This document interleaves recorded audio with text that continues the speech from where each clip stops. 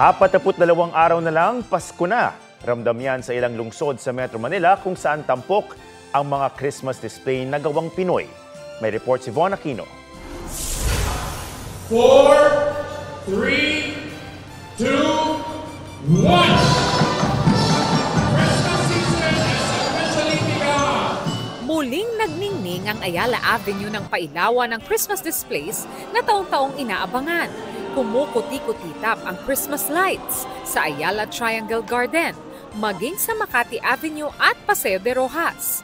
Ang mga parol at Christmas tree may touch ng anahaw at disenyo'y kulay ng saring manok na sumisimbolo ng pag-ahon at kasaganahan.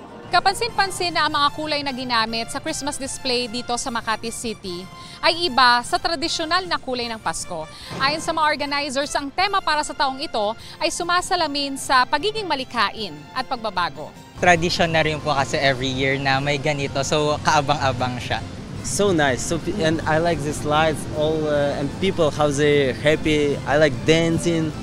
In Ukraine we also have this, but like not like this. May nagpiknik din at with wine pa. This is the night na magla-lighting dito sa Ayala Triangle, and I'm doing this every year. Stunning and it's amazing. Kasi hindi siya boring. Iba-iba lagi every year. Pwedeng masilayan ang Christmas display sa Ayala Triangle Garden hanggang January 11, 2026, mula alas 6 ng gabi hanggang hating gabi. 4, 3, 2, 1. Muli rin nagningning ang lungsod ng Quezon ng pailawan ang kanilang giant Christmas tree. Tampok ngayong taon ang Christmas animated display.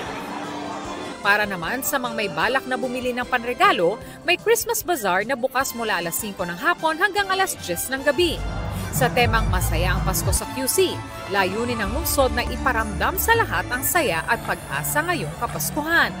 Von Aquino nagbabalita para sa GMA Integrated News.